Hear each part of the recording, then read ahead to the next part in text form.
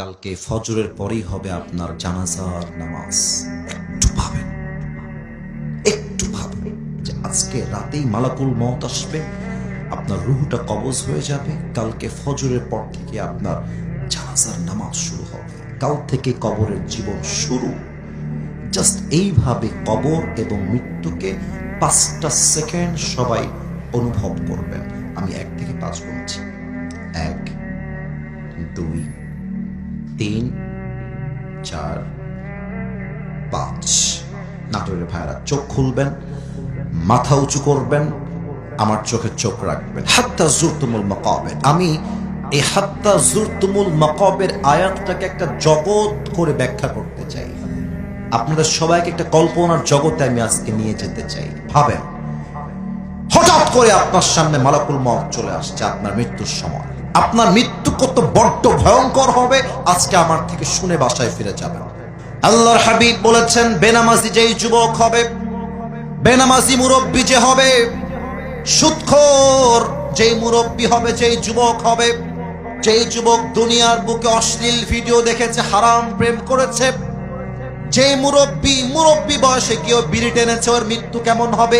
হাদিস থেকে বলছি, বেনামাজি গুনাহগারের সামনে যখন মালাকুল মওত আসবে, তার দেহের চামড়ার রং হবে একদম নীলাভ বর্ণের চেহারা, গায়ে থাকবে একটা কালো কুচ্ছিত পোশাক, 2টা চোখ হবে লাল টকটকে,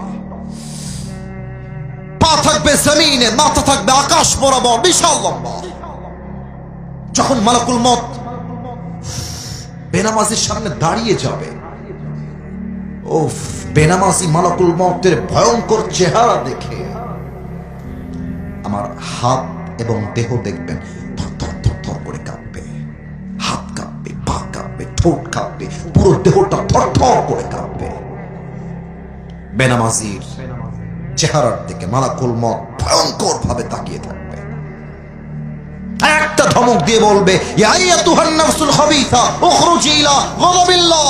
এই বেনামাজি, বের হয়ে আয়, বের হ। একটা ধমক খাওয়ার সাথে সাথে বেনামাজির রূহটা ছিঁড়ে বের হবে।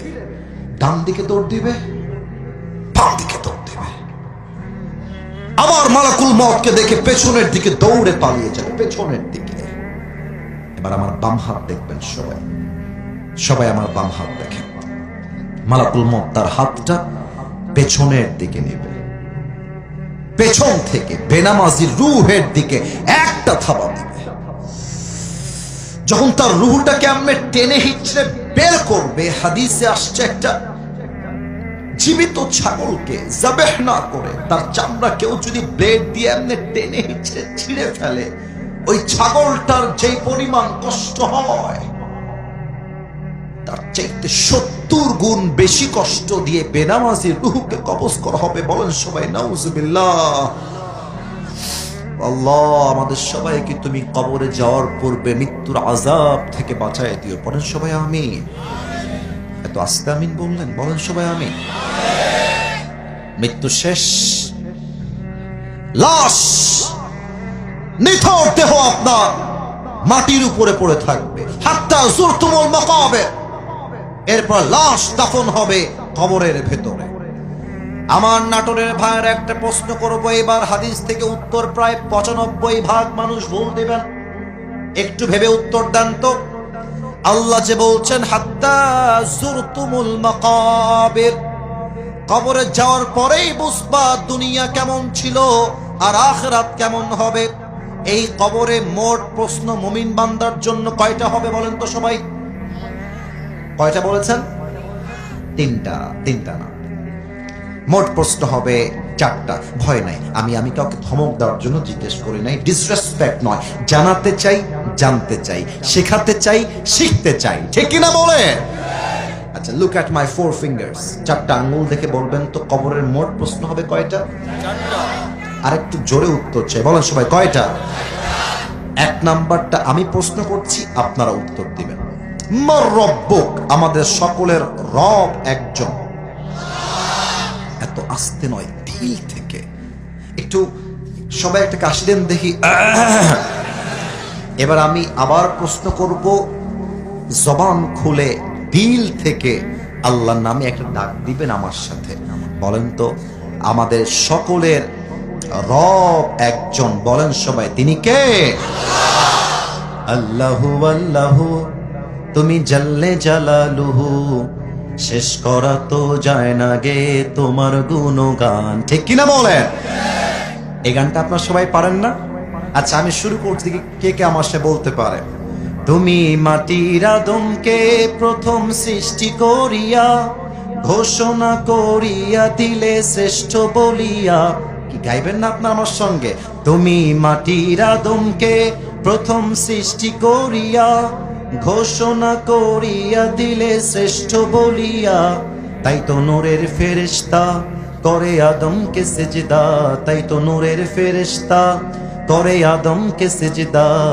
সবার চেয়ে দিলে মাটির মানুষকে সম্মান। আল্লাহু আল্লাহু, তুমি জাল্লে জালালুহু, শেষ করা তো যায় না গে তোমার গুণগান। ঠিক কিনা বলে? আমাদের সকলের রব একজন, বলেন সবাই, তিনি কে? আল্লাহ আমার রব, এই রবই আমার সব, দমে দমে তনু মনে তারি অনুভব। তোমার দুনিয়াতে আমি যেদিকে তাকাই, অথই নিয়ামতে ডুবে আছি সবাই।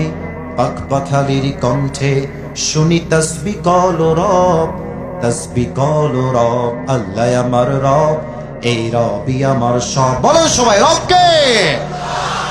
দুই নাম্বার প্রশ্ন হবে, ওমান নাবিয়্যুকা তারিফু হাদার রাজুল, তুমি কে মানুষটাকে চেনো? এই মানুষ তোমার কে হয়?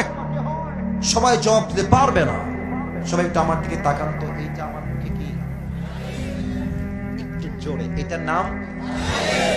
নাটোরের মানুষ কিন্তু একটা স্বভাবে খুব বেশি প্রভাবিত, আপনি খুব খেয়াল করবেন। নাটোরের মানুষ ভালোবাসলে আই লাভ ইউ, না বাসলে আই হেট ইউ। মুনাফিকের স্বভাব নাটোরের মানুষের মাঝে চুল পরিমাণ নাই, ঠিক না? এটা আমি জানি আগের থেকে, এবং এটা সবাই জানে। আচ্ছা আপনারা আমাকে যা বলবেন সত্য বলবেন, মন থেকে বলবেন। আমি তো চাইলে, আমার বয়স তো কম, আমি তো দাড়িগুলো ক্লিন শেভ করতে পারতাম না, বলেন?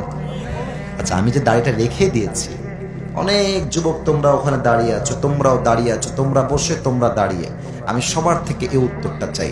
আমি যে লম্বা দাড়ি, চাপ দাড়ি রেখেছি নবীর সুন্নাহ অনুযায়ী, আমাকে দেখতে কি আনস্মার্ট লাগছে না স্মার্ট লাগছে? অসুন্দর লাগছে না সুন্দর লাগছে? অনেক মেয়ে আছে দেখবেন দাড়ি দেখলে চুলকানি শুরু হয়ে যায়, বলে যে তোমার জন্য একটা ছেলে দেখেছি, দিনদার, পাঁচ ওয়াক্ত নামাজ পড়ে, দাড়িওয়ালা, মাদ্রাসায় পড়ে, তুমি কি বিয়ে করবা? মেয়ে বলবে হবে না। আচ্ছা তোমার জন্য একটা গাঞ্জাখোর দেখেছি, বিয়ে করবা?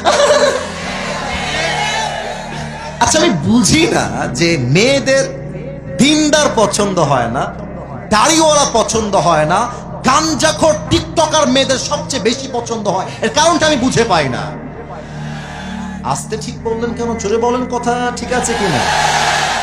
ওই যে মেয়েদের দাড়ি পছন্দ হয় না, আমি একটা বিনয়ের সঙ্গে কথা বলতে চাই, এদের মতো মেয়েদের জন্য আমাদের মতো বীর পুরুষ পারফেক্ট হবে না।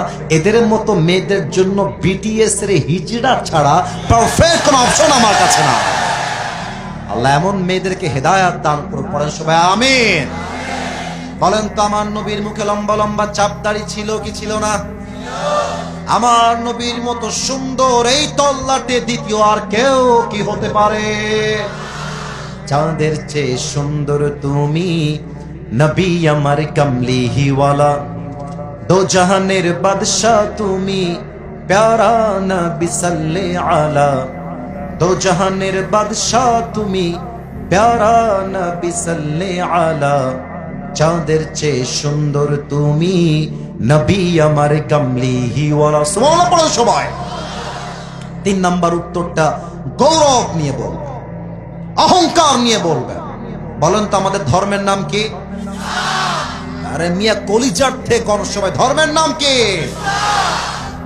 আল্লাহ আমাদের সবাইকে ইসলামের সুশীতল ছায়া কবুল করুক, পড়েন সবাই আমিন। এবার ফেরেশতা ডাক দিয়ে বলবে, ভাই তুমি তো একটাও আটকাও না, রবকে তাও বললা, নবীকে তাও বললা, ধর্ম কি তাও তুমি বলে দিলা, তুমি কি নকল করেছো নাকি? ফেরেশতা, ওমা ইলমুক, এই এতগুলো জ্ঞান তুমি অর্জন করেছো কই থেকে? তোমার জ্ঞানের উৎস কোথায়? আমরা বলবো আমাদের জ্ঞানের উৎস একটা কিতাব, কিতাবটার নাম আল কুরআন। আর একবার নাম কি? আল কুরআন। আর একবার নাম কি? আল কুরআন। আল্লাহ বলবে, এই ফেরেশতা, তোমার সাহস তো কম না, তুমি আমার বান্দাকে ডিস্টার্ব করছো কেন? স্টপ, থামো। আর কোনো প্রশ্ন নয়, আমার বান্দার কবরটাকে তুমি এখনই জান্নাতের বাগান বানায় দাও। তোমরা আমার বান্দার কবরটাকে এখনই জান্নাতের সুঘ্রাণ ধারা ঘ্রাণ করে দাও। সুবহানাল্লাহ।